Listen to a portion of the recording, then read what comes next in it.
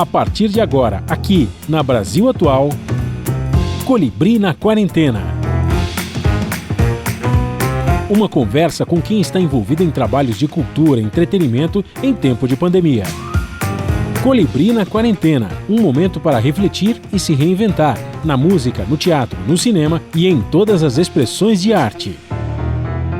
Olá pessoal, no programa de hoje nós vamos promover um encontro do Clube do Choro de São Paulo com os músicos Ive Finzetto, Henrique Araújo, Denis Domênico e Roberta Valente. Uma conversa sobre as lives e a escola de choro do clube, o lançamento do DVD Panorama do Choro Paulistano e a Lei SP Cidade da Música. Tudo online, em casa, na quarentena.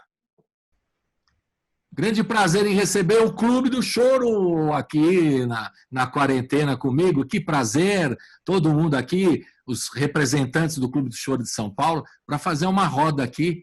Vai ser muito legal a gente conversar nesse tempo de quarentena, porque todos ficaram preocupados, obviamente, no momento que chegou a quarentena, e o Clube do Choro estava em plena atividade lá no teatro, né? Lá da Moca, todo mundo fazendo a apresentação, e de repente para tudo. E aí, como é que faz? Vocês fazem rodas de choro? E a roda do choro supõe uma aglomeração? Supõe não, faz parte da roda do choro. Todo mundo muito junto, muito perto, um tocando do lado do outro, isso não é mais possível, né?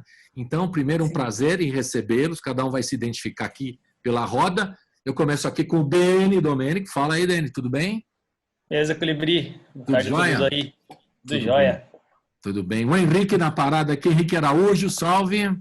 Olá, Colibri, tudo bem? Tudo jóia? Beleza. Ives Finzetto, tudo bom? Salve, Colibri, tudo certo. Sempre um prazer conversar com você. E eu deixei a dama do choro para o fim, a Roberta Valente, porque eu não sou bobo nem nada, deixei no finalzinho. Tudo bem, Roberta? Tudo, Colibri, obrigada. E você? Tudo jóia, estamos na luta. Vocês todos são músicos, pesquisadores, produtores musicais, né? E estão envolvidos com o Clube do Choro, pelo menos desde 2015, quando se voltou, né, o projeto do Clube de Choro em São Paulo, na cidade de São Paulo. Vocês sempre participaram em todas as atividades de choro. A Roberta, eu lembro do Ó do Borogodó, como que é? Chorando as Pitangas. Não é isso, Roberta? Vai corrigindo. Um monte de coisa que a Roberta fazia, e todos os músicos de choro que eu conheço há algum tempo voltaram a trabalhar de forma oficial, né, com o apoio da secretaria. E aí depois veio um novo prefeito que acabou com isso, mas vocês conseguiram recuperar, ainda bem, o espaço, né, merecido do choro e um incentivo necessário também para a música instrumental brasileira, né? Mas antes de mais nada, eu queria que vocês falassem como é que vocês estão se virando aí, quando não tem mais a roda do choro, as lives. Quem vai falar das lives? Deni, o Ives, fiquem à vontade. Ives, começa. Fala aí, Ives. Pô, Colibri, exatamente. O Clube do Choro teve aquele movimento todo em 2015 e foi super especial, um movimento realmente que reuniu toda a classe aí do choro, chorões, choronas, produtores, produtoras.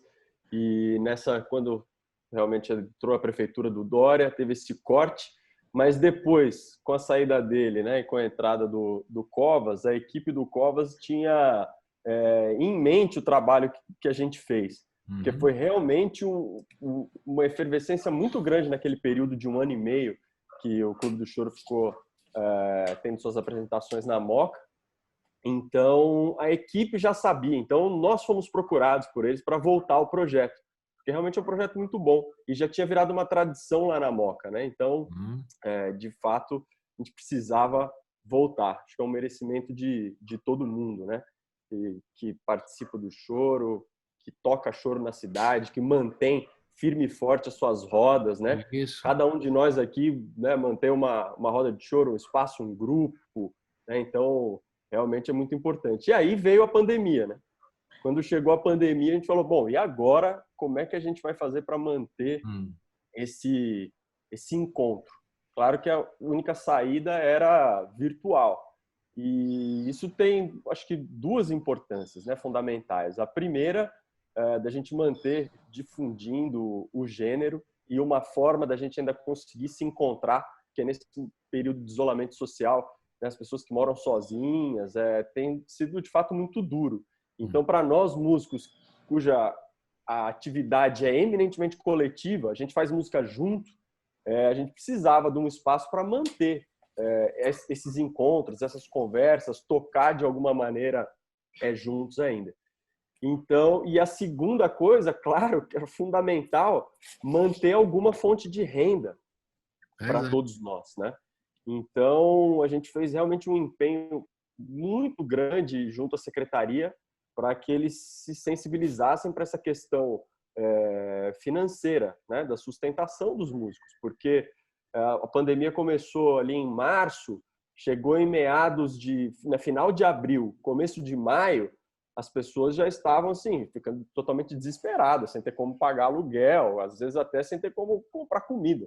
Então a gente conseguiu fazer essa conversa com a secretaria e falar, olha, a gente tem a roda de choro lá todo sábado, vamos manter isso, só que online, fazendo as lives. A gente pode fazer lives de vários temas, com vários convidados. E aí, ainda bem que foi isso que aconteceu.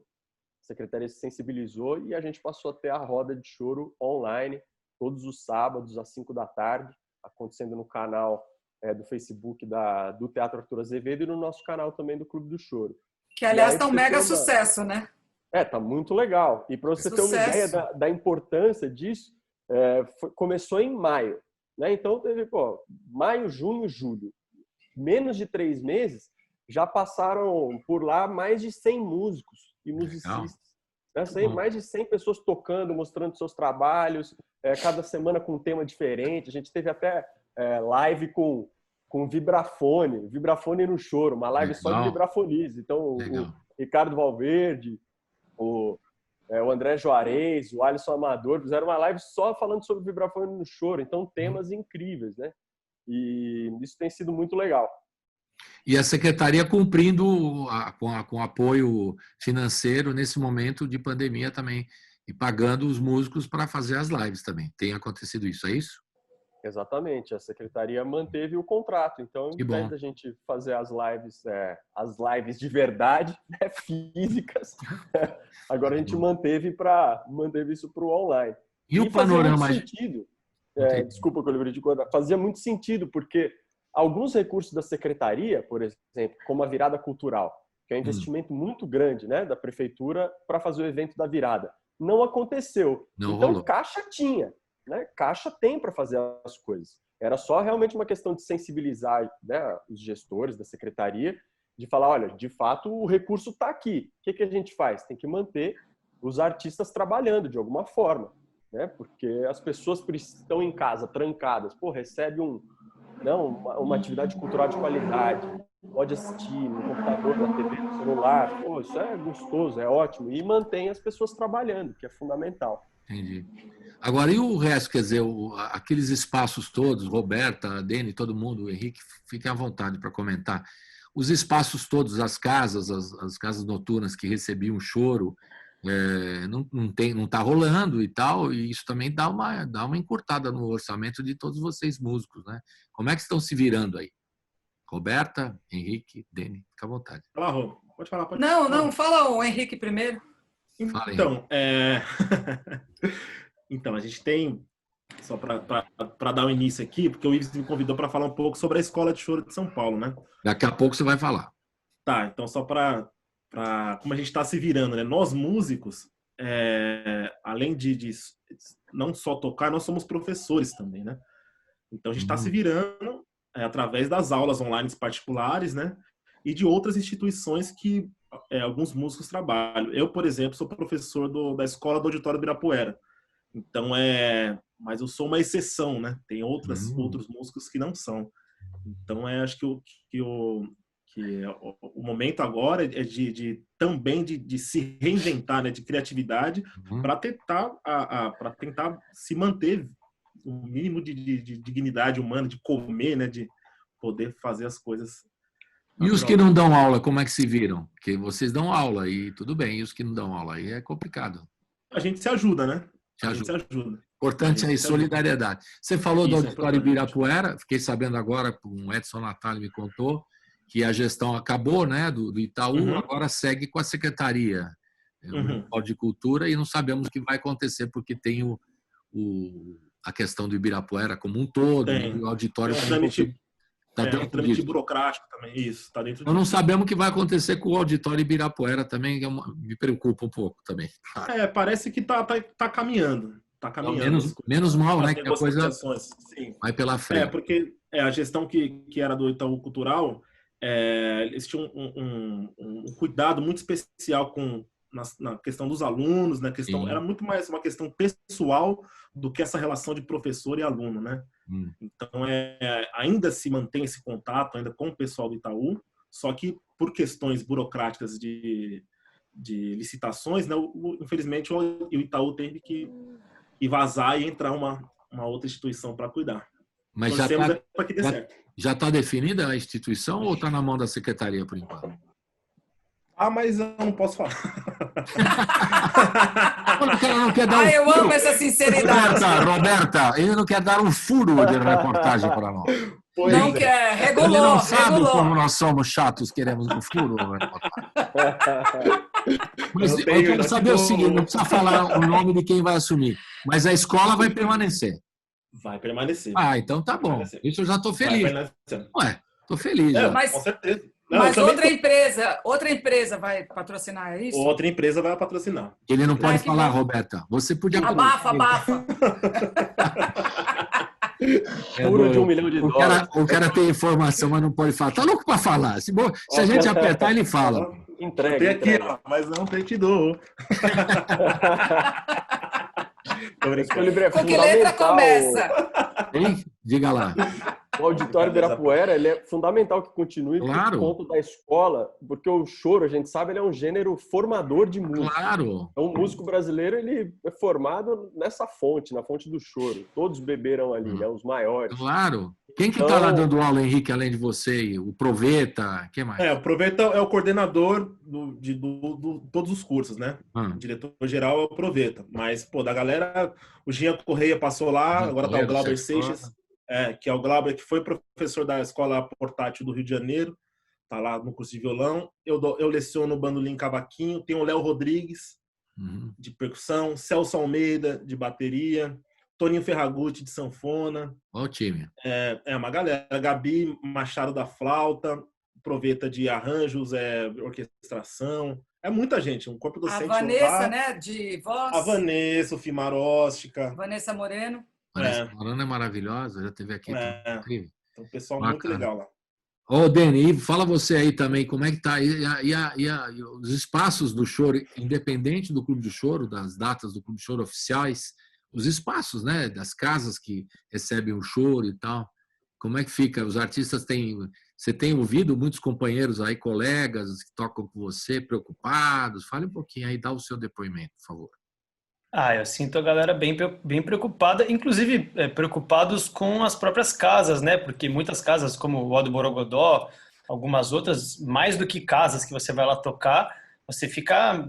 É um ambiente quase familiar, você tem proximidade com as pessoas, os frequentadores também acabam se tornando amigos, e a gente não sabe como é que eles vão se virar, né? Depende de quanto tempo as pessoas aguentam, os bares, restaurantes vão aguentar estando fechados, por mais importante que a gente saiba que é o isolamento, que é fundamental que se mantenha, até os números estarem sob controle, mas a gente realmente fica preocupado, não só por nós, né? Porque a gente, além do prazer de tocar, que esse realmente é uma coisa que não dá para mensurar, né? Não só o ganhar dinheiro, mas a falta que está fazendo, isso eu acho que eu falo por todos os músicos, a falta que está fazendo você tocar com um amigo, assim, é uma coisa que, né, por mais que às vezes falta grana para conta, mas é difícil explicar. Acho que todos nós, acho que desde que começamos a trabalhar profissionalmente, nunca passamos tanto tempo assim sem tocar junto. Então tem essa preocupação. Tem a gente lá na diretoria do clube às vezes recebe pessoalmente alguns músicos com algumas dificuldades mais agudas, né? E a gente tem visto esse movimento de colaboração, né? Por exemplo, recentemente não vou citar nomes, mas alguns músicos tiveram que rifar instrumentos pessoais de trabalho, e o movimento que a gente viu, mais de um músico. Vários. E o movimento que a gente viu, pelo menos dos próximos do choro, foi das pessoas fazendo uma campanha para todo mundo comprar, e quem ganhasse Abrir Ficar com ele, Simão, isso mesmo. ficar com ele. E foi isso o que aí, pô. aconteceu. E assim, e todos os músicos que eu vi que isso aconteceu ficaram super emocionados, se sentiram abraçados. E é uma forma, não é a gente fica triste por estar vivendo um momento desse, mas certo que essas iniciativas vão nos fortalecer para quando passar isso a gente estar ainda mais forte como coletivo. No momento de desespero, para o cara pegar o instrumento dele, que é o trabalho dele, né? Botar para vender, isso deve ser uma coisa louca. Então, é um desespero mesmo. O cara, pô, pega o violão, eu toco 7 cordas, aí eu pego o meu violão, põe para vender porque não dá mais. Aí Porque é preciso é a comer, situação da cultura brasileira, é uma tristeza, não, um negócio que é inconcebível, mas eu fico perplexo, Teve o caso no Rio também do Luiz Felipe, né? Chamava Luiz Felipe, que aí também o pessoal se mobilizou e ele continuou com o instrumento, tal. O cara, para chegar a esse ponto, Roberta, né? Só que diferentemente do Rio de Janeiro, né, onde o jornal ouve o apelo dos músicos, né? Uhum. Esse movimento em prol do Luiz Felipe aconteceu principalmente, né, porque saiu no Globo. Verdade. O Globo fez uma matéria grande e tal, então isso propiciou que as pessoas ajudassem, né? É verdade. Aqui em São Paulo isso não acontece. É raríssimo algum tipo de coisa. Se não fossem as mídias sociais, a gente não teria esse acesso aos fãs, digamos, né? Eu entendi. Aos A mecenas. referência é porque lá fizeram. Inclusive o Luiz, se não me engano, o Pedro Miranda me contou que tocava com ele e tal, que ele é do Reduto do Samba, aí se mobilizou o pessoal do samba também, juntou tudo, né? E saiu, como você falou, teve uma divulgação muito forte, e aí eles se juntaram e tal. Mas a gente tem que fazer assim, se tiver algum problema com músico aqui, temos que ir lá nós estamos aqui na Rádio Brasil Atual, tem que falar, né? Assim, quando teve o Dória, que veio com essa quase aí acabar com o Clube de Choro, eu meti a boca na rádio ali, é o meu espaço, o espaço que a gente tem, os músicos todos, e eu critiquei claramente o absurdo que foi. Quer dizer, é onde a gente tem, onde possível para falar, nós fizemos a crítica, e tem que ser assim. Agora, a ponto do sujeito vender é dramático, né? É dramático, é uma situação dramática mesmo. Não? Bom, gente, a gente não sabe como é que vai.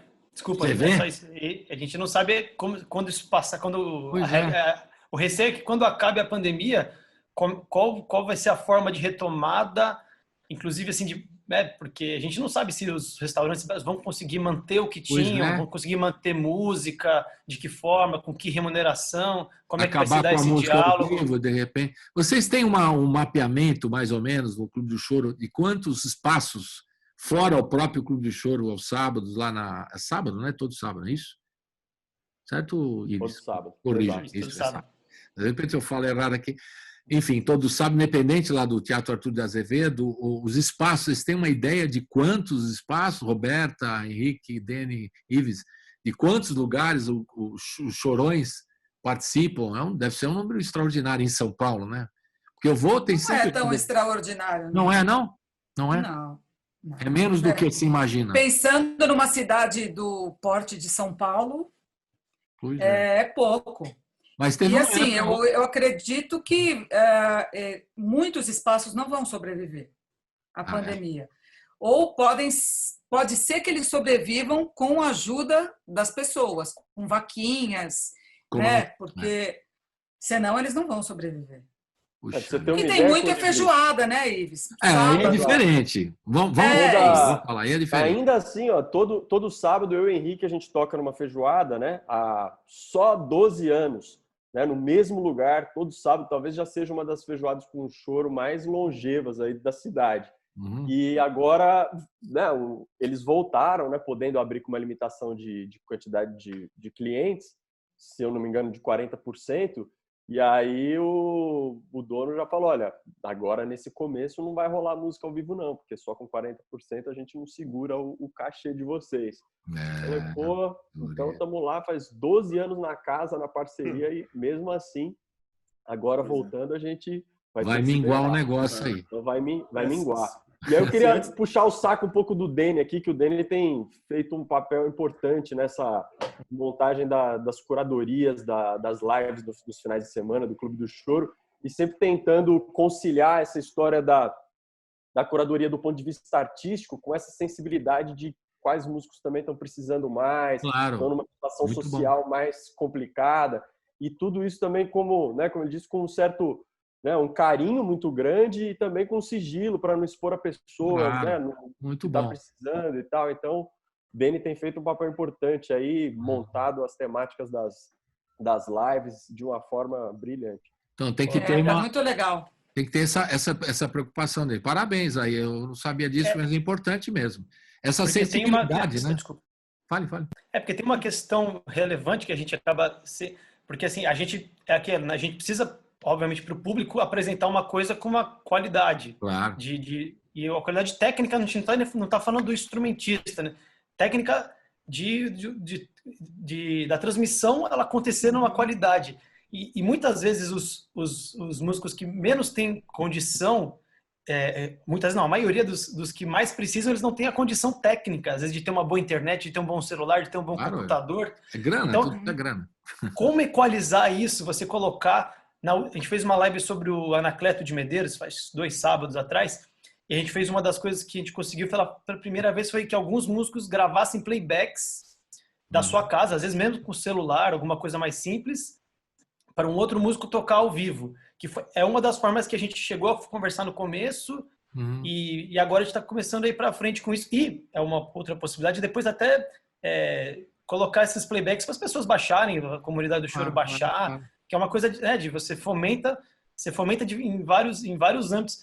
E é isso, tem que, como é coisa, quando era roda ao vivo, é isso, as pessoas sentam, tocam. Agora na internet a gente tem que, é isso que o Vives falou, eu agradeço, ficar aqui, às vezes a gente junto, né, da diretoria, fica assim, passando as noites pesquisando datas e temas e quem a gente pode juntar com quem não foi ainda, para tentar abarcar o máximo possível de pessoas e que, quando passar a pandemia, eu consegui um cachezinho no Clube do Choro, deu uma força para mim durante a pandemia. Legal. E juntando isso com conseguir entregar uma coisa com uma qualidade técnica legal para o público, tanto que assim, o engajamento das nossas lives está super alto e vem crescendo, a gente fica muito feliz com isso, de ver que o público está reconhecendo, como no meio de tantas lives, além de tudo, a gente tem isso, né?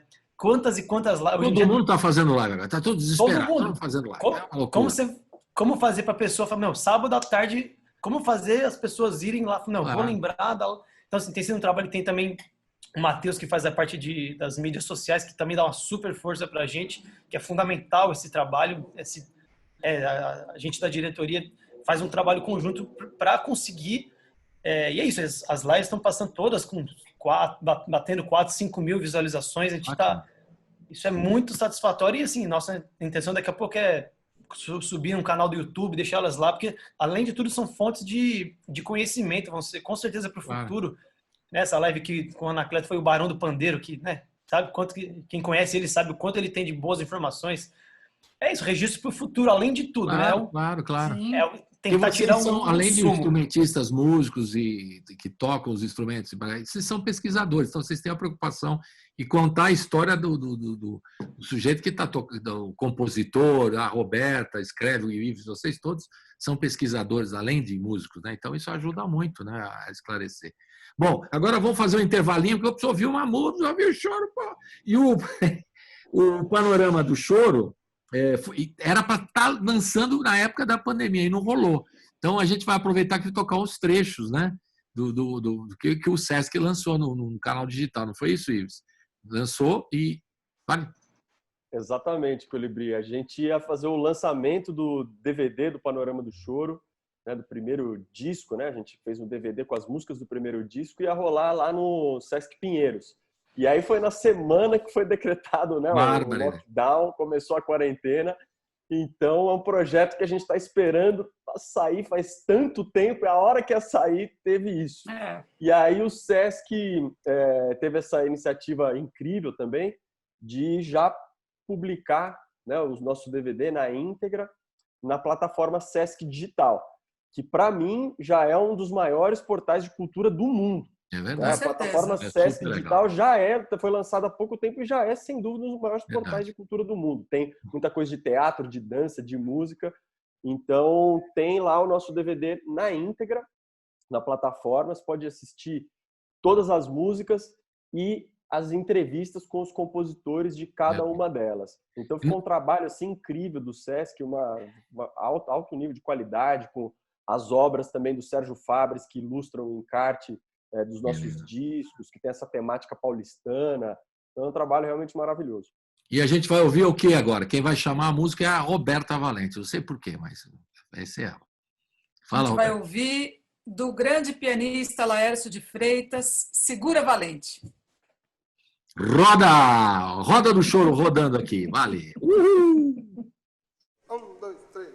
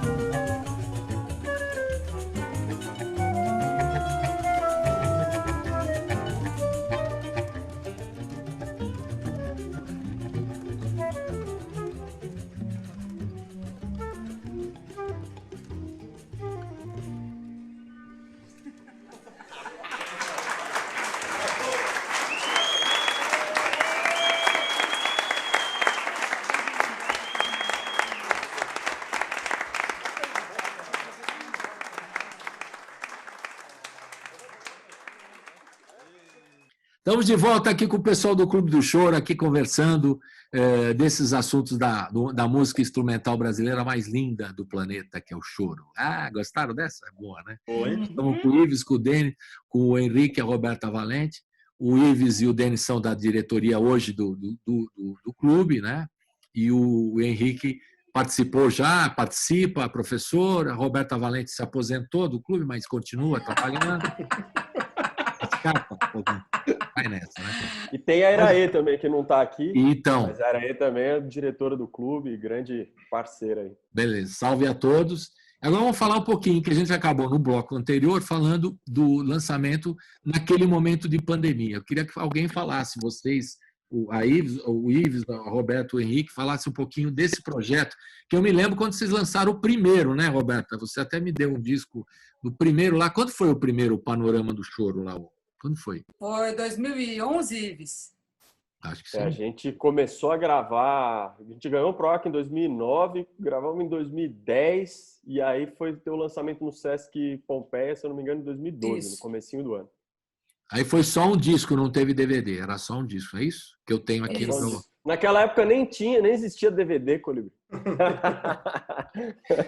Faz tanto tempo, daqui a pouco eu vou começar a falar de LP 78. Pois é. Aí você vai ficar dando risada de mim, então eu vou ficar quietinho aqui. Roberta, esse projeto, quando começou o projeto, vocês podem falar, o Henrique também, esse projeto do Panorama, que foi nesse projeto do PROAC, e qual que era o objetivo principal dele? Fale aí. O objetivo era divulgar a música dos nossos ídolos, né? Então, eu e o Ives, a gente pensou em convidar músicos da nova geração, tocando as músicas dos nossos ídolos, o choro autoral de São Paulo, né? Uhum. Porque, como o Ives sempre fala, no Rio, por exemplo, tem várias coletâneas de choro, né? Dos chorões de lá. Em São Paulo não havia uma coletânea de choro. Verdade, verdade.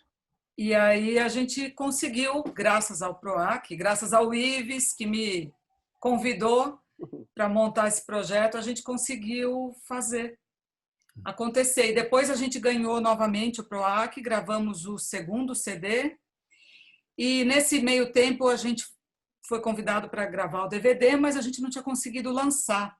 Uhum. E o Sesc, então, resolveu lançar, o que foi um grande presente para todos nós. Inclusive, 2 dos compositores do primeiro CD já não estão entre nós, infelizmente, como diz o Rolando Boldrin, né? Eles partiram antes do combinado, que é o Rui Weber, violonista, e o Edson José Alves. Edson José Alves. Aliás, quando eu soube Nossa, eu fiquei passado também. O cara era além de arranjador, compositor, ele tocava tudo, né? Contrabaixo, violão, arranjava, flauta. Quando eu trabalhava lá perto na Eldorado, lá na Major Quedinho, no Diário Popular, A gente ficava lá no Mutamba e encontrava toda essa turma, né? O Theo de Barros, o Edson e tal. E de vez em quando eles me chamavam, que sabiam que eu gostava da brincadeira, lá para ir no estúdio, né? E aí eu ouvi em primeira mão aquelas maravilhas todas que eles faziam. Grandes talentos. O Edson também, maravilhoso, né? Nossa, fiquei muito... Ele foi responsável pelo lançamento de muitos discos importantes, né? Sim. Na Eldorado. Sem dúvida. Eldorado ajudou muito também. Esses 2 discos estão no selo do Sesc, é isso, Roberta? Não, primeiro eles foram lançados, os 2 discos lançados pelo selo Pôr do Som. Pôr do Som. Nós gravamos no estúdio 185 do Beto Mendonça, que é um grande parceiro, e o DVD foi lançado pelo selo Sesc. Aí o Sesc lançou o DVD. Fale.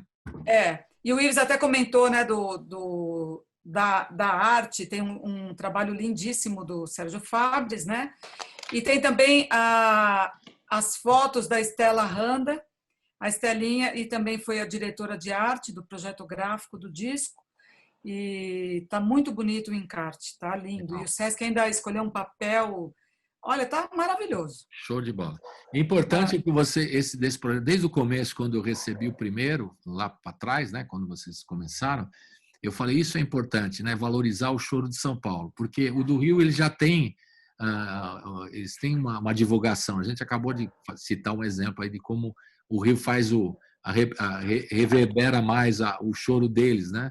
E falta mostrar a qualidade. E o gozado que eu fiquei sabendo não, alguém que me chamou a atenção isso nos anos 70, lá nos primórdios, né? Pô, por que vocês não mostram o choro de São Paulo? Quem me falou isso foi o carioca, Paulinho da Viola. Ele falou, pô, tem o choro de São Paulo que é tão bom, vocês têm que valorizar. E vocês estão fazendo esse trabalho. Eu fico muito orgulhoso de acompanhar isso que vocês fazem, porque o mestre Paulinho da Viola já falava, pô, o choro do Rio está aí e tal, mas vocês têm que fazer as coisas de São Paulo, né? Grandes compositores, né? Grandes músicos e tal. Eu acho que vocês estão cumprindo essa missão aí muito bem. Quem quer falar mais do panorama? Não, só pegando esse gancho aí, Colibri, que você falou do Paulinho, só lembrando que um dos últimos shows do Paulinho da Viola que teve aqui em São Paulo, se não me engano, foi no começo do ano, em janeiro ou em dezembro. Ele convidou o Isaías e o Israel como atrações do show dele mesmo. Claro, ele valoriza. Legal. Foi muito bom. Até uma matéria. Legal. Fala aí. E é legal que esse programa aqui agora está reunindo 3 grandes iniciativas, né, do Choro de São Paulo, que reúne o Clube do Choro, o Panorama do Choro e a Escola do Choro de São Paulo. E eram 3 coisas que todos nós aqui pensávamos, olhávamos para São Paulo e falávamos, pô, São Paulo tem, sem dúvida, em número de músicos, musicistas, sem dúvida, a maior cidade do país hoje tocando choro. E aí a gente não tinha um Clube do Choro, que tem Clube do Choro no Rio, em Brasília, em Juiz de Fora, em São Luís do Maranhão, em Paris, em Londres, em Tóquio, até em Tel Aviv tem Clube do Choro. Em Tel Aviv tem Clube do Choro e São Paulo não tinha um Clube do Choro. Aí uma coletânea dos compositores aqui da capital. Pô, a gente já teve historicamente o Aimoré, o Rago, o Garoto, né? Todos aqui de São Paulo. Armandinho Neves. Laurindo. Uma coletânea sobre esse trabalho. E também uma escola de choro, né? Você tem a Escola de Choro do Rio, a Escola de Choro de Brasília, que são fundamentais, têm formado grandes músicos, né? Toda essa geração jovem que está tocando música instrumental, tocando choro, tem saído desses lugares, né? E aqui em São Paulo a gente não tinha uma escola também de choro, uma escola exclusiva para o choro. Tinha o LM, que teve um papel fundamental, né, na formação aqui. Acho que todos nós aqui passamos pela OLM de alguma maneira. Né? A escola do auditório, o conservatório de Tatuí, mas exclusivamente de choro não tinha. Não, então é legal que o programa... Muito legal poder falar disso, que é um tripé fundamental. Primeiro, divulgar a música instrumental, o choro, como roda, incentivar esses encontros, como vocês estão fazendo no clube, incentivar e lembrar dos compositores de São Paulo, fundamental, como vocês estão fazendo no Panorama, e ensinando a rapaziada nova. Eu quero aprender cavaquinho, eu quero aprender violão, Isso é fundamental, né? Porque tem aulas de tudo, de guitarra, tem aula, bateria, tem que ter de pandeiro, de choro, dos instrumentos brasileiros e incentivar. Eu sou aluna da Escola de Choro. Essa é a Roberta. É sério. Ela se Ele é meu aposentou e é professor. aluna. A Roberta é meio assim, ela é meio polêmica. Né? Ela é polêmica. Ela se aposentou e é aluna? Não entendi bem. Mas... Não, eu me aposentei no pandeiro. Ele, o Henrique, é meu professor de cavaquinho. Cavaquinho, Você você está no cavaquinho. Tá. Beleza. É. Que coisa. Falando nisso, vamos ouvir uma? Agora é sua vez, Ives, de chamar a música. O que vai ser? Bom, então eu vou de Lá pelas 9, que é a música do João Poleto, nosso flautista e saxofonista do Sexteto Panorama. Legal.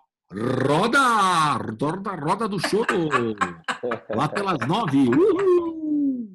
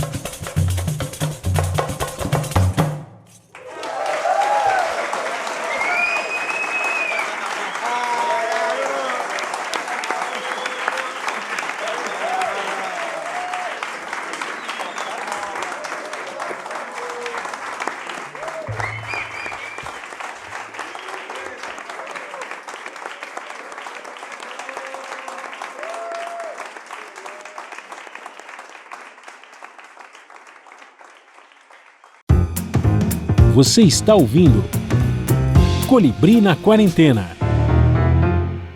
Estamos de volta aqui, a turma do Clube do Choro, a Roberta Valente, o Ives, o Henrique, o Denis, todo mundo aqui batendo um papo, já falamos um pouquinho das lives nesse momento de pandemia, que não está fácil para ninguém, para os músicos. Alguns editais têm saído, algumas leis de incentivo, não sei se exatamente nessa área, de apoios emergenciais aos músicos. Como é que vocês têm encarado isso tudo aí? Aquela lei Aldir Blanc, né, que saiu aí do governo, mas está ainda o processo, uma burocracia, né? Eu também me consulto com a INTE, como vocês, que é a nossa grande a estudiosa desses assuntos de políticas públicas para a cultura, né? Que participa aí do Clube do Choro também, que eu sei. Mas eu queria saber a opinião de vocês, essas iniciativas todas, seja da iniciativa privada, seja políticas públicas do Estado, do governo, enfim. Como é que vocês estão vendo tudo isso aí? Bom, a pessoa mais indicada para falar em política pública é o Ives. Opa!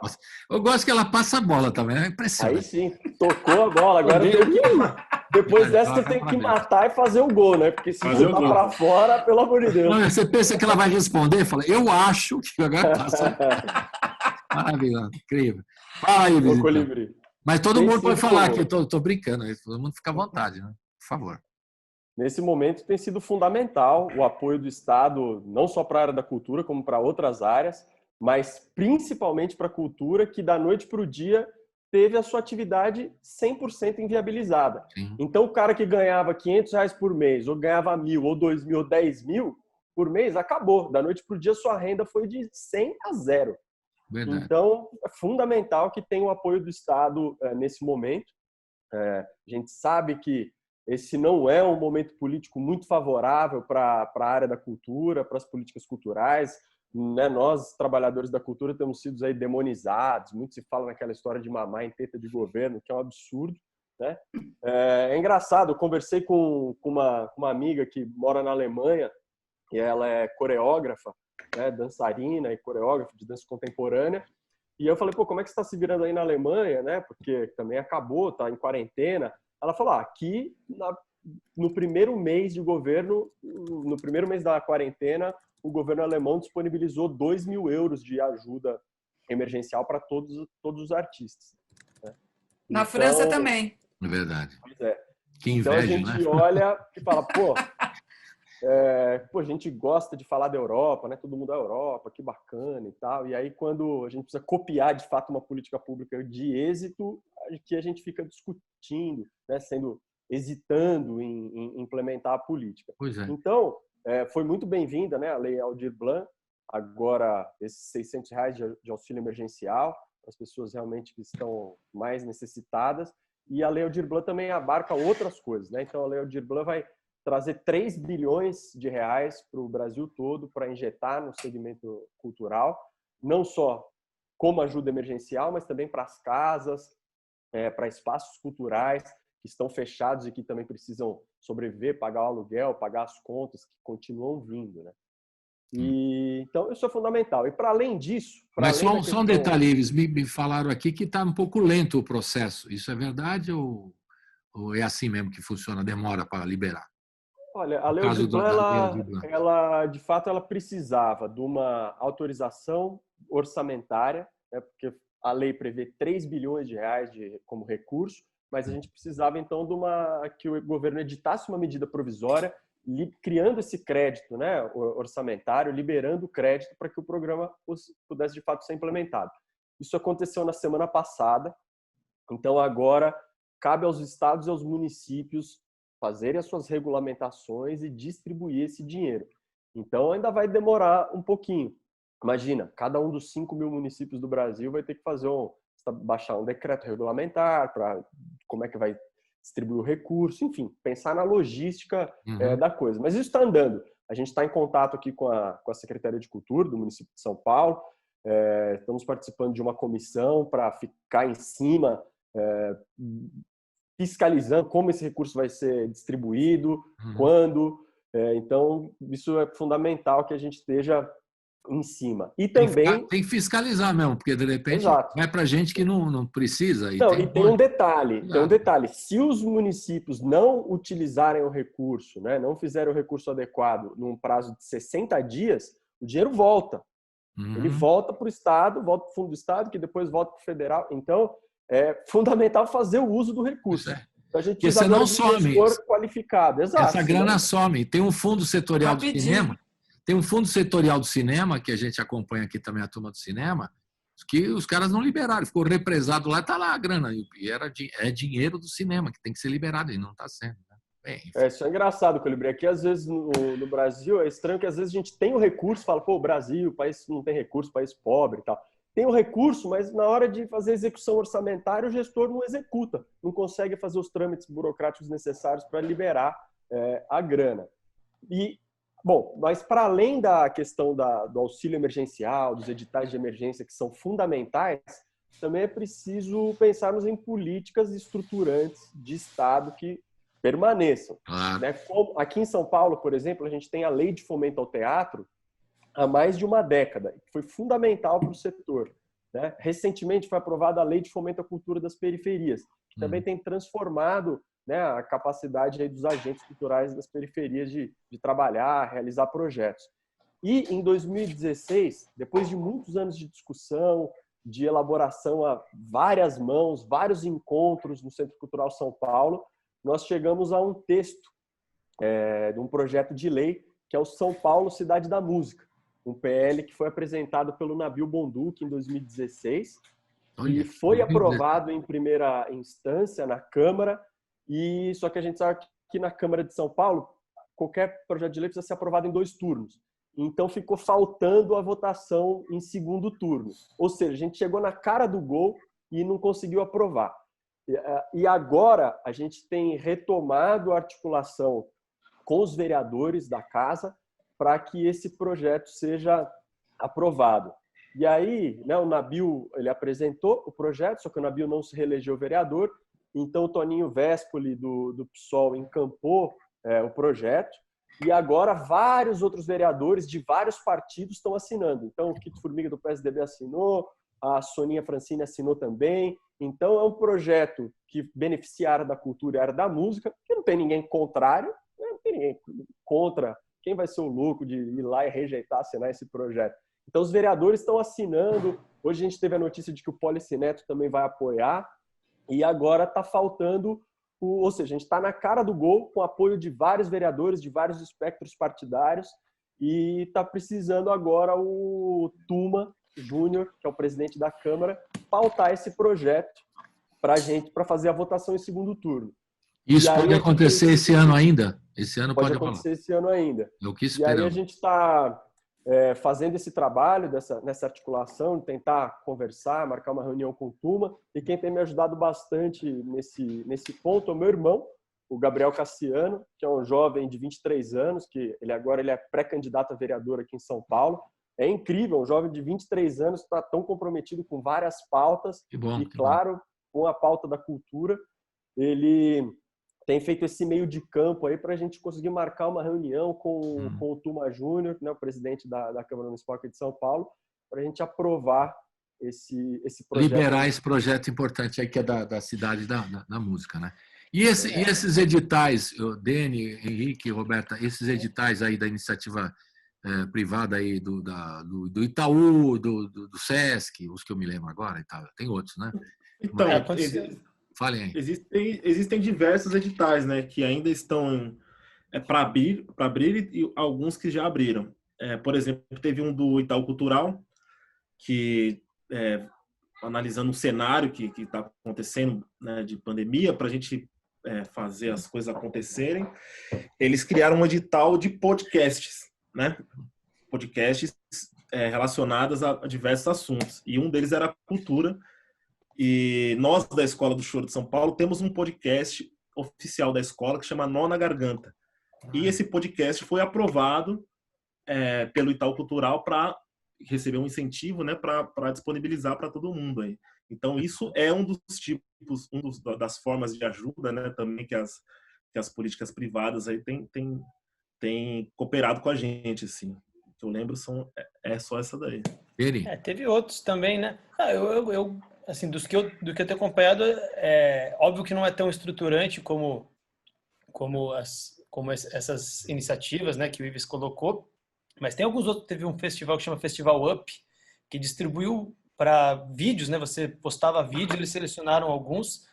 Eu até fui escolhido em um, que, assim, são pequenas iniciativas, assim, que eu vi ainda. Teve um outro, agora me falha, eu estava aqui procurando o nome, não lembro agora, acho que foi organizado pelo Benjamin Taub, se não me engano. Isso. Um coletivo que também Música em ajudava Rede. Música em Rede. Isso.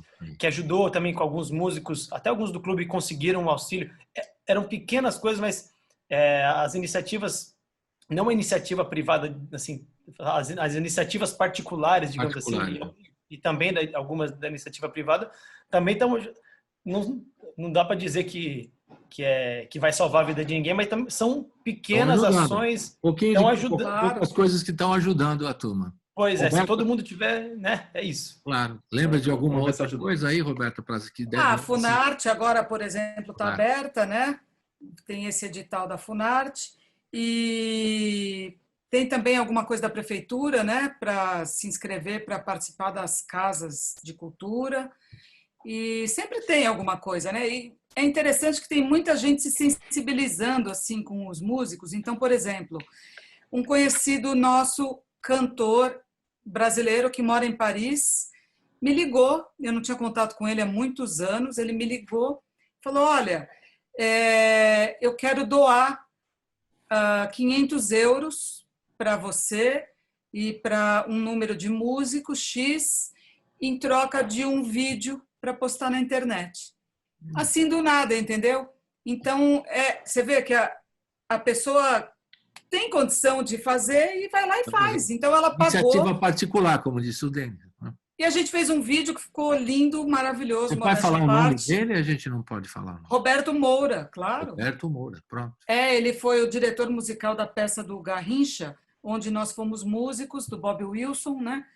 Isso já faz, 5 anos, e eu nunca mais tinha falado com ele. Então, são presentes assim que a gente ganha, né? Eu e o Ale Ribeiro, do clarinete, e o Henrique também, a gente ia viajar para os Estados Unidos, só que a gente ia estender a viagem, a gente ia dar aula num camp lá de música, em New England, e a gente ia estender, fazer uma turnezinha. E um dos shows que a gente ia fazer, eu, o Ale e uma cantora brasileira que mora em Seattle, a Adriana Giordano, a gente ia tocar com ela num evento do Jean, esqueci o sobrenome dele, que é um francês que mora em Seattle. E era um evento para uma igreja, tal. Ele fez questão de manter, mesmo a gente não indo. Ele, coitado, ele teve um trabalho abissal e a gente gravou os vídeos e mandou para ele. Ele ficou, para você ter uma ideia, estava passando um vídeo enquanto ele estava editando outro. De tão loucura que foi, mas ele fez questão de manter para ajudar a gente. Muito legal. Então, assim, tem muita gente fazendo coisas assim. O Vitor Lopes, que é o gaitista e produtor do nosso grupo Chorando as Pitangas, ele teve uma ideia que foi maravilhosa, que particularmente salvou um pouco as nossas vidas, que foi vender show com antecedência. Então, a gente vendeu vários shows para a maioria de amigos, né, que já chamam a gente para tocar normalmente, para a gente fazer pós-pandemia. Então, eles já pagaram os shows e, quando acabar essa loucura, a gente vai fazer o show para eles. Então, agora a gente fica animado com o ser humano, né? Tem uma solidariedade aí, iniciativas particulares do governo e alguma... Pô, a gente fica até animado, porque a gente às vezes fica triste, né? Porque o inominável lá nem fala nada das coisas do governo federal, porque eles só acabam com a gente. Eles detestam a cultura, tudo que envolve educação e cultura, eles não gostam, eles acham que é bobagem e tal. E a gente... Né, com essas iniciativas, esse que vocês descreveram, é uma coisa maravilhosa, a gente tem que aplaudir. Agora vamos falar um pouquinho mais da... Por favor, quem quer falar? Desculpe. Não, só para finalizar sobre a questão da generosidade, né, da coletividade, que o choro sempre teve isso, né? Só para contar um caso rapidinho aqui, eu sou muito fã do Dominguinhos, né? Aliás, tem um disco em homenagem ao Dominguinhos, enfim. O Dominguinhos sempre foi um chorão, sempre um coração muito grande, né, de ajudar as pessoas e tal. E esses dias eu estava assistindo uma entrevista dele Não, foi numa entrevista do Sandro Reich, um músico que tocou muito tempo com o Dominguinhos, né? E o Sandro Reich também participou da banda Dominguinhos há muito tempo. E o baixista que tocava com o Dominguinhos era o Arismar do Espírito Santo ou o Thiago. Chegou um certo momento que o Arismar ou o Thiago, eles pararam de tocar com o Dominguinhos. E todo mundo que era fã do Dominguinhos falou, por que os caras pararam de tocar com eles, não sei o quê. E o Dominguinhos colocou um amigo dele para tocar pro contrabaixo. Só que o amigo dele não chegava, em questão de nível e técnica, aos pés do Thiago do Espírito Santo e do Arismar do Espírito Santo. E o Sandro Reich, encucado com aquilo lá, né? Passou mesa ali, e um dia ele chegou pro Dominguinhos, perguntou, Dominguinhos, pô, mas o cara tá lá na banda, pô, o pau tá comendo lá, tá o Dió, tá o Fuba, todo mundo tocando pra caramba, o cara não acerta uma nota. Aí o Dominguinhos virou pra ele e falou assim, meu amigo, ele tá precisando. E encerrou. Esse é o Dominguinhos. Isso. É uma generosidade que tem, né? Isso, solidariedade, generosidade. Solidariedade. E nesse momento a pandemia também está nos trazendo a solidariedade, né? Que é uma coisa muito forte também entre os músicos, entre os amigos. Enfim, a gente faz a nossa missão aqui na rádio e vocês também têm feito um trabalho maravilhoso. Como a da Escola de Choro, agora é a vez do Henrique chamar a música. Henrique, é com você agora. O que vai ser? Então vamos escutar o Tocando pra Marisa, do grande Arnaldinho Silva, Rô? Sim. O sobrenome dele. O Arnaldinho que mantém ainda a roda de choro da contemporânea, né? A roda mais antiga de choro da cidade de São Paulo. Então vamos lá. Tocando pra Marisa. Tocando pra Marisa. Então vamos tocar aqui pra Marisa.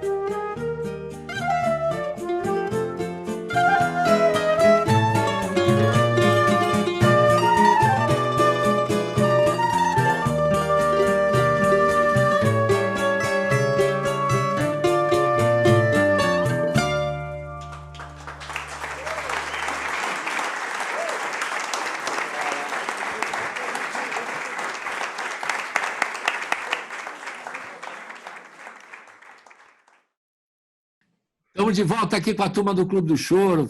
Tá um prazer o papo aqui, tá uma delícia. O Dene, o Henrique, o Ives e a Roberta, valem todo mundo aqui. A gente já falou de muitas coisas do Clube do Choro. Importante também no final aqui, antes da música final, a gente dá o serviço, né? Os canais, os horários do Clube do Choro, das lives, né? É muito importante isso. E eu queria que vocês falassem também agora do que vocês imaginam um pouquinho para frente, né? Já que essa expectativa, a Roberta já tem shows aí para fazer marcados pós-pandemia. Embora ela esteja aposentada, entende? Porém, ela vai seguir. E aí, o que vocês estão imaginando? Vai ser possível a roda voltar do jeito que era, do choro, que eu falei no começo, a roda do choro tem aquela coisa da aglomeração, né? Falar um pouquinho, né? A palavra, né? Que não pode aglomerar, mas da junção, das pessoas estarem juntas, ver lá a Roberta tocando o pandeiro dela, aquele jeito dela tocar, o pessoal todo, vocês todos juntos, né? A roda, né? Eu me lembro uma recentemente que eu participei, que estava lá, que vocês me chamaram, fui ver, que foi uma homenagem ao Luizinho Sete Cordas, na Cinemateca, que também nem vamos falar a situação da Cinemateca horrível, né? Pode acabar a Cinemateca, aquele espaço maravilhoso que vocês fizeram um encontro em homenagem a ajudar o Luizinho, também uma prova de solidariedade, de apoio que vocês fizeram antes da pandemia lá para trás, né? Que ele estava precisando e tudo mais. Enfim, tudo isso que está acontecendo, a gente fica admirado e também quer saber como é que vocês imaginam para frente, né? Se vocês estão, se vale a pena fazer algum exercício de futurologia, ou vocês estão acompanhando, a Roberta tem contato aí com a Europa, o que eles estão fazendo lá? Estão fazendo com distanciamento? Como é que é as apresentações ao vivo? Vão voltar ainda esse ano? Como é que vocês estão imaginando? Tem alguma data ou é bobagem falar em data? Eu acho bobagem falar em data. Você sabe que lá na Espanha eles já tinham aberto, né? E aí agora estão fechando de novo. Tá vendo? E eu acho que isso vai acontecer em todos os lugares. Você vê os Estados Unidos também, né? Agora estão voltando um pouco para essa coisa. Eu acho que não dá para a gente falar sobre isso ainda, infelizmente. Mas que a gente está sofrendo muito sem a roda, a gente está. Porque o virtual não é a mesma coisa, né, Roberto? Não dá para ficar perto de você, dá para você tocando ali, não dá para ficar. Não dá. Você sabe que uma coisa muito legal também, que algumas pessoas têm feito, é doar cesta básica. Verdade. Então, por exemplo, a Carmen Queiroz, cantora, ela doou várias cestas básicas para músicos. O Paulo Nunes, que tem um sarau muito legal que acontece aqui em São Paulo, doou várias cestas básicas. Então, assim, tem muita gente fazendo esse trabalho. Maravilhoso. Mas fale aí. Fale.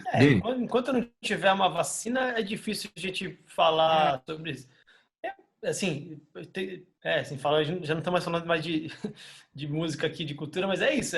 Acho que está todo mundo, a sociedade inteira, na expectativa disso e que, né, que saia algum estudo, uma vacina eficaz, que acreditamos que com a vacina, acho que até por estar todo mundo assim, preso, não só fisicamente, né, emocionalmente preso.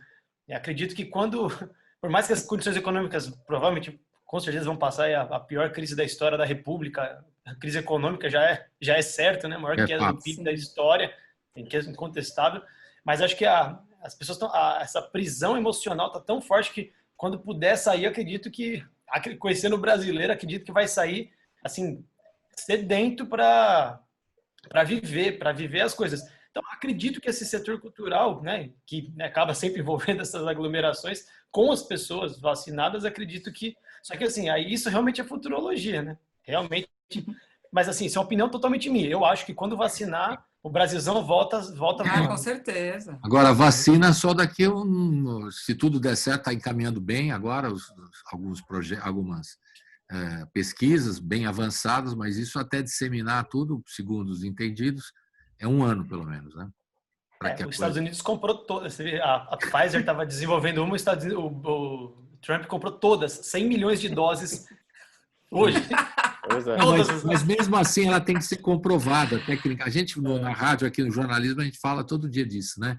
Ela precisa ser comprovada, tem que ter experimentações, novos testes, e depois, quando ela for disseminada, isso tem um tempo, não dá para acelerar isso. Sim, claro. E com esse tempo, demora até você ter a vacina, acesso a todo mundo e as pessoas voltarem com segurança para ver um show ao vivo e tal, na boa. Porque se voltar agora, como diz a Roberta, pode acontecer de ter um retrocesso, voltar tudo, ou as pessoas vão ficar receosas. Pô, tem uma super roda de choro lá, mas eu não vou que eu tô com medo de pegar. Claro. Pensou? Claro. Com certeza.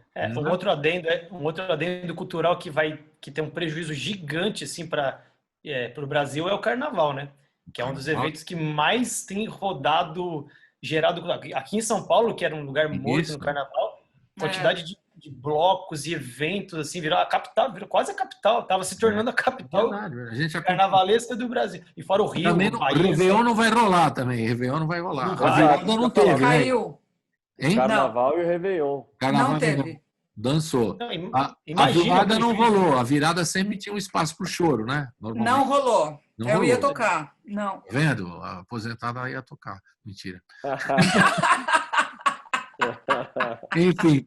Enfim, mas é uma dureza, né? É uma dureza imaginar. E essas experiências malucas aí de show em drive, aí, não tô falando maluca, mas cada um se vira como quer, né? Também não vou Já ficar estão acontecendo. criticando assim. Eu Tem nunca gente fui, eu gostaria de ir. Choro, já pensou um espetáculo de choro no drive? Será que rola? Ah, eu não sei. Ó, pra você ter uma ideia, a gente faz o Henrique. Perguntar logo para a Roberta, que a Roberta. Uma roda de choro toda segunda-feira, né? Que se transformou num grande sucesso da cidade, a roda de choro do Bar do Bacalhau. Pô, um lugar que tem um espaço ali de 15 metros quadrados, junto umas 100 pessoas. O pessoal tá mais nessa expectativa aí de vir logo a vacina, se vacinar para poder voltar isso. Nossa. Pô, imagina você pagar R$500 com o Livre para assistir um show do Jota Quest no drive-in. Sacanagem, vai. Não, e o som que você vai ouvir é no rádio. O som que você vai ouvir é no rádio. Exato, você ouve o som no rádio. E não vai ouvir o som até que é legal, né? Pro cinema até que é legal, mas... Pô, não dá para rolar o panorama do choro no drive, hein, Roberta? Então, os músicos de sopro têm que tocar sem máscara. E isso já é um problema, né? Não dá. Infelizmente não dá. Tem uma outra categoria que a gente não falou aqui, mas que tá com certeza com vários problemas, é a categoria dos técnicos, né? O pessoal que... Exatamente. Nós nem tocamos nisso, bem colocado. Estão desesperados, a turma da luz, a turma do som, a turma dos holds. Os donos de estúdio, né? Os Nossa, estúdios de gravação, né? Ninguém tá gravando nada.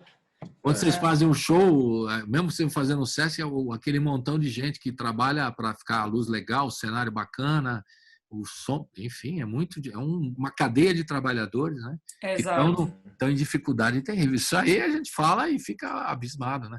Por isso que a gente imagina as ações emergenciais ajudarem essa turma também, né? Tem alguns músicos que estão ajudando os seus próprios holds, seus próprios iluminadores, estão ajudando eles, né? Pessoalmente, né? Cada um está se virando de um jeito. Bom, e mais uma vez, né, Colibri, o SESC fazendo o papel que deveria ser assim, o grande exemplo, né? Verdade. O SESC, eles continuam contratando e agora eles estão contratando por unidade. Então, cada unidade já está montando a sua programação e eles continuam com esse trabalho maravilhoso. Todos os dias tem uma live, tem peças de teatro, tem um monte de coisa, né? Tem literatura, tem aula de ginástica. Tem tudo, eles estão seguindo. Então é maravilhoso, maravilhoso. O Danilo dos Santos Miranda tinha que ser o presidente do Brasil. Eu entrevistei ele, está preocupado ainda, porque o governo está louco para cortar uma verba deles lá. Pois é. Ele está com medo de levar uma facada, isso é a expressão que ele usou comigo, uma facada nas costas para tirar 50% do sistema S que vai para o SESC. E a gente sabe da importância, somente aqui em São Paulo, que é um exemplo. Principalmente, que é maravilhoso. Exemplo, é o selo SESC, as casas todas. A gente tem que realmente tirar o chapéu, porque é um trabalho maravilhoso. Né? Gente, teriam mais outros tantos assuntos nessa roda do choro aqui, adorei, né? E agora a gente vai terminar com uma música. Quem que vai escolher a música é o nosso querido... O Dênia, você é presidente do Clube do Choro ou da diretoria só? Eu não entendi bem. Toda diretoria. Não tem presidente? Não tem presidente. Teoricamente tem, mas na prática a gente é bem horizontal a relação. Teoricamente o Ives é o presidente, eu sou o vice-presidente, mas assim, na prática eu acho muito saudável ser uma relação absolutamente horizontal, nada de hierarquia, e funciona muito bem. Se fosse diferente, para mim, acredito que não funcionaria tão bem. Legal. Antes de você pedir a música no final para a gente, cada um vai dar o serviço agora, como é que a gente entra para ver o panorama do choro, o DVD, como é que a gente faz, como é que a gente acompanha a escola de choro, como é que a gente fica sabendo das rodas do sábado. Vamos dar o serviço agora no finalzinho. Quem que começa? Ives? Vai com você. E aí depois o Dani pede a música final. Vamos lá. Vamos fazer a roda final aqui, a roda. Tá bom, a roda final. Diga lá. As rodas do Clube do Choro estão acontecendo todos os sábados às 17 horas. São transmitidas simultaneamente na página do Teatro Arthur Azevedo e do Clube do Choro de São Paulo no Facebook. Então é só ir lá curtir nossa página, a página do teatro, e acompanhar. E aí a história do Projeto de Lei São Paulo Cidade da Música, a gente também tem uma página onde a gente divulga as informações, onde a gente congrega ali apoiadores para esse projeto de lei. Também é só buscar ali no Facebook por SP Cidade da Música. Beleza. Panorama do Choro, como a gente ouve, Roberta? Está no site do Sesc Digital. É só entrar no Sesc Digital e colocar Panorama do Choro, já aparece ali. E a gente tem muitos vídeos, né, no YouTube, muitos mesmos, gostou? E tem o Instagram e tem o Facebook do Panorama do Choro Paulistano Contemporâneo. E vocês continuam fazendo pesquisa dos compositores de São Paulo? Vai ter... A gente pode esperar mais edições do Panorama? Hein, Roberto? Seria um sonho, né? Ives, o que você acha? Boa ideia. Pô, com certeza. Compositor é o que não falta. É o que não falta. E pesquisa maravilhosa, né? Também quero agradecer a Roberta, ela fez um trabalho muito lindo naquele trabalho desenvolvido pela TV Cultura, né? O livro, né, Roberta? Vamos falar disso também. Sim. A série. O Ives também participou. Então, e a série de programas de choro, como chamava o nome? Esqueci agora. Brasil Toca Choro. Brasil Toca Choro, que muito lindo, uma série. Foi um projeto idealizado pelo Marquinho Mendonça. Marquinho Mendonça, músico, compositor. Salve Marquinho Mendonça, legal. E são essas iniciativas que a gente fica contente. E vamos falar agora da escola. Diga lá, a sua vez, Henrique. Então, a Escola de Choro de São Paulo, para quem não conhece, é uma escola que funciona gratuitamente, né? Todas as segundas-feiras, nos tempos normais, né, que a gente estava vivendo. A gente se reunia todas as segundas-feiras aqui no bairro de Sumaré, no Parque da Sabesp, frente à antiga TV Tupi ali, né? Sim, onde também já se concentrava essas coisas. Isso, onde já tinha uma concentração de chorões da cidade de São Paulo, né? Então, foi uma iniciativa que eu, junto com o Jean Correia, o Rafael Toledo e o Henrique Menezes, observamos essa carência do ensino, né? Da linguagem do choro, e também transformar o ensino como uma ferramenta de inclusão social, né? Para todo mundo participar, porque não adianta a gente estar fazendo disco, fazendo um monte de coisa e não ter público também para assistir, né? Eu soube que nas primeiras experiências teve um montão de inscrições, né, Henrique? Na primeira... Foi a Roberta que me comentou com a gente lá. Então, a gente às vezes não tem dimensão dessas coisas, talvez a importância, né? Na primeira semana, a gente já vem matutando essa ideia já tem uns 2 anos. Quando a gente colocou no papel, falou, vamos lançar, a gente imaginou, tem 4 cursos, curso de cavaquinho, de flauta, de violão e de pandeiro. Vamos colocar que vai ter 50 inscritos, 40 inscritos por instrumento, né? E no 4º dia de inscrição, a gente bateu 856 inscrições. Interesse, né? E a gente teve que parar as inscrições porque a gente não sabia o que ia fazer. Falei, o que a gente vai fazer com tanto aluno assim, né? Nem como ler essas inscrições. Isso é muito bom. Muita gente. Isso É prova muita para o gente. pessoal, isso prova, Henrique, desculpe interromper, mas já interrompi, infelizmente, Uhum. que prova a importância do choro, do interesse de todas as gerações pelo choro, né? Cada vez Pois mais. é. Isso é maravilhoso, né, que você está falando. A gente ficou bem assustado, assim. E Então, a gente acompanha pela internet como a escola? Como é que a gente faz? Eu quero entrar Escola na de Choro escola. está em todas as redes sociais. Escreve Facebook, Escola de Choro, São De Paulo, Escola de São Choro Paulo. SP. SP. No YouTube, no YouTube tá a Escola de Choro de São Paulo, mas Beleza. no Facebook, no Instagram, Escola de Choro SP. A gente agora vai lançar, acompanhando aí as redes sociais, as plataformas, tudo de ensino, né? A gente vai lançar 48 aulas para todo mundo que quiser assistir, vai disponibilizar no YouTube aí, aulas digitais dos professores da Escola de Choro, junto agora com o professor de clarinete, que é o Alexandre Ribeiro, Legal. né? Maravilhoso, lindo, né, Rô? Lindo, lindo.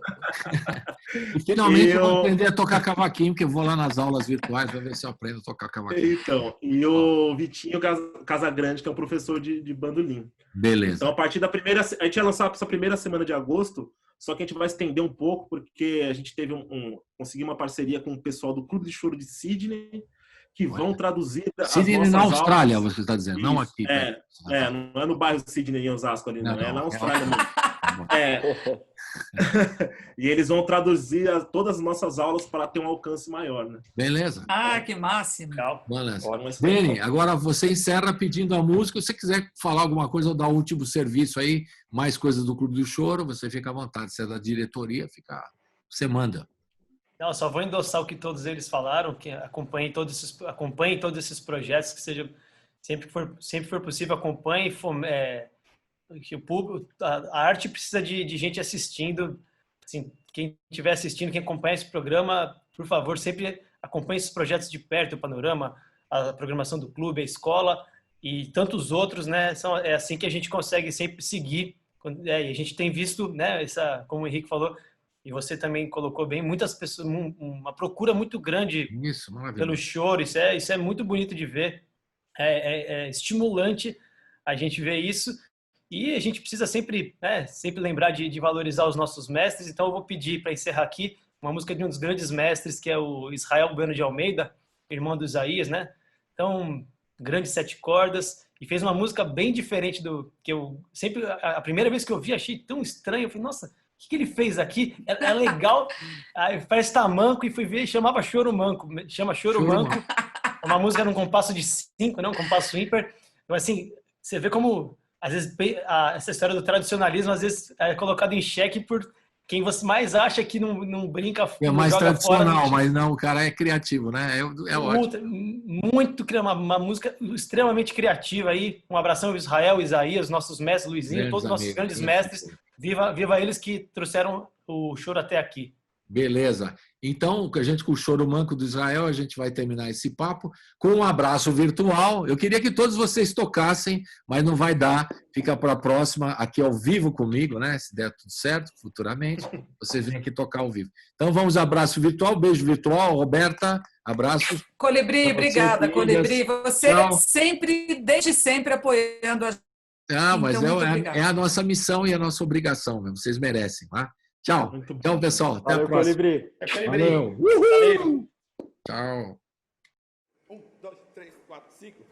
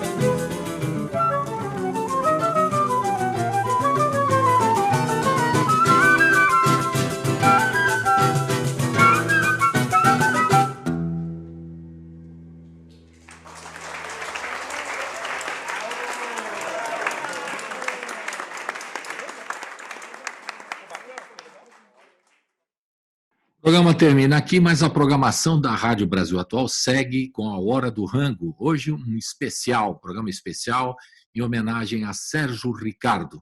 Fique com a gente.